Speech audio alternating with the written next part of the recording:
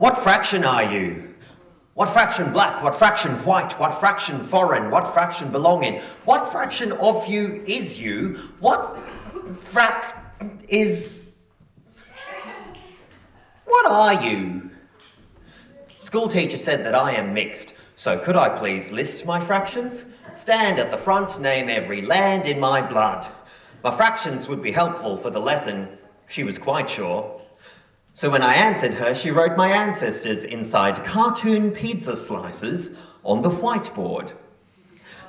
Teacher said that I was a great example of fractions, and I learnt that I am a great example when I am broken apart.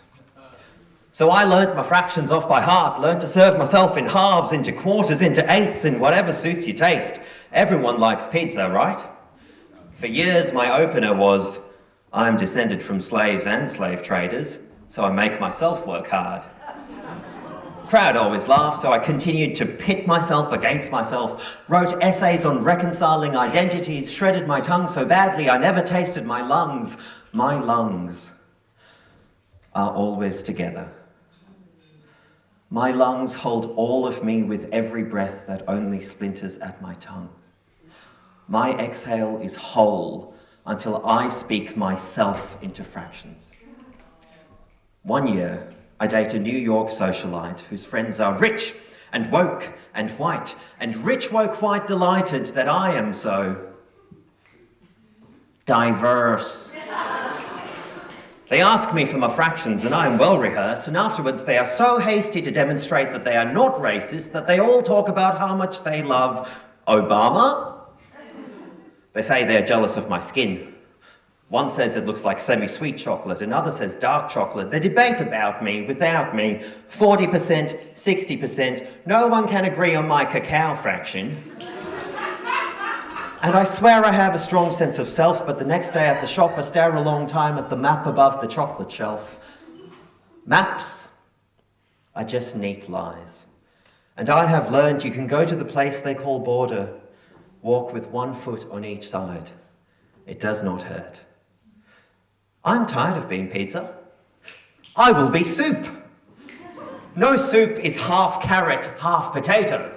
A carrot and potato soup is all carrot, all potato. I am taking the pizza knife off the table. Tonight, I hold myself with a ladle.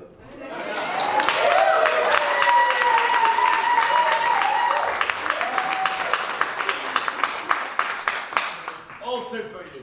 Thank you, everybody. I have had a lot of soup. You've been so welcoming. Thank you. All right, sit tight and I'll tell you a story. Last year, Lisa, from the town of Crescent Heads, was trapped in the once-in-a-lifetime bushfires. Heard the pop of melting tyres, they were running out of water as the trees fell into pyres, and she thought her family was about to die. They survived to see today, when the once-in-a-lifetime floods have caught her town. All the roads leading out are underwater now. The school's a short drive away, but they've had to evacuate. She hasn't seen her child in days. She's just trying not to drown. Last year, Rob, from the valley near Warhope, was trapped in the once-in-a-lifetime bushfires, gave up sleep for a week beneath a hell-red sky, pumped water from the creek because the taps were already dry from the once-in-a-lifetime drought. His family managed to save their house until today, when the once-in-a-lifetime flood filled the valley like a bowl and tore every rafter down, smashing homes with telegraph poles, and he's just trying not to drown. We're not all in this together, because look who gets hit first. It's never the Parliament Malvolios with mining stock portfolios who only defend their rich male friends when they're forced to contend with the concept of consent. The people who bear the worst of the failures are the rural and the poorest and the first Australians. They are the inhabitants of Pacific Islands, forced to be migrants as their homes vanish into the blue. They are the children of Tuvalu going broke importing food because their trees no longer bear fruit. They are the Tongans begging us to survive while our government says, how good is a gas-led recovery, right? And why would they listen to a woman like Nazaleta Setani when they could sign away her future to Adani?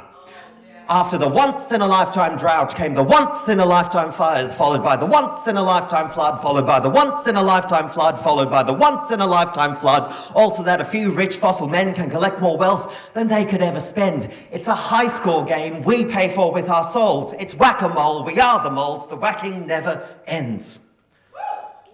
The moles cannot escape the carnival game by voting politely, by waiting every few years to ask very nicely. And since all justice is urgent and connected tightly, I'd ask you, no matter what your fight is, to unite with me in agreeing. Maybe we'll win, build the future we're dreaming.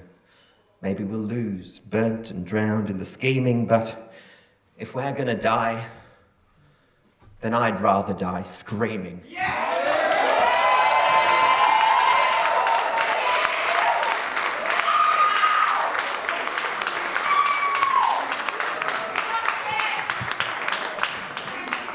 Thank you, everyone. This last poem came out of conversations with my students. Thank you so much for listening. I'll leave you with this. To every poet who has ever asked me, how do you win a poetry prize? I could say, poem 1, be funny, poem 2, be striking, poem 3, be wistful, but what I should say is, be honest.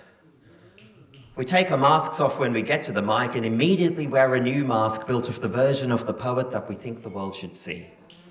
If I curate the perfect cheese board, if they taste that I am traumatized and technically skilled, that I know pain and am still funny, is that how you win poetry? When you plan your words, plan your moves, plan your breaths to maximize your score out of 10, is that poetry? When you cannot speak, cannot move, cannot breathe, without thinking about how you will be judged, isn't that the world we came here to dismantle? If you want your words to beat competitors and win cash, run for parliament.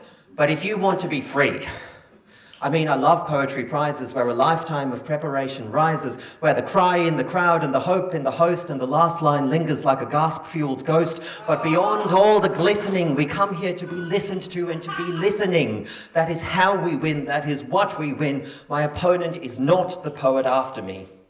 It is everyone who lets someone die for the economy. It is the invader who erases a race like an apostrophe. It is salting people's wounds and calling that comedy.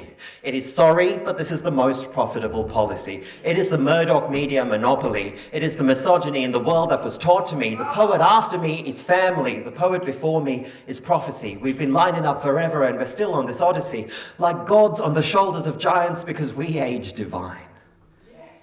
You know, when you read the words of a poet from another time and you've never seen their world, but you feel their world inside? Someday, when you have long died, someone will read your words and feel more alive. So to answer your question, friend, we are sharing poems. There is nothing left to win. Yeah!